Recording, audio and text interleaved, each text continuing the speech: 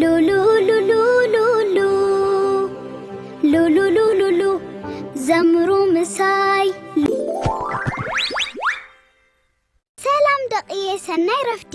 ተመሊሳለሁ አነ ሉሉዬ እንደገና ምራይኩም ሓጎስ ተሰሚዑኒ እዩ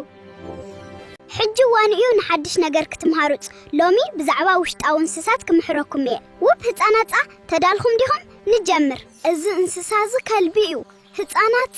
እዚ ከልቢ እዩ ኣዝዩ ሰሓቢ እዩ እሞ ረኣይዎ እዚ እንስሳ እዚ ላም እዩ ደቂት እዚኣ ላም እያ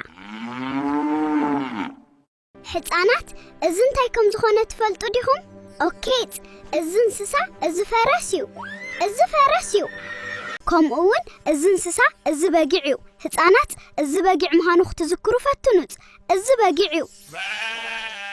እዚ ድማ ድሙ እዩ ህፃናት እዚ ውሽጣዊ እንስሳ ድሙ እዩ ኣይትረስዕዎ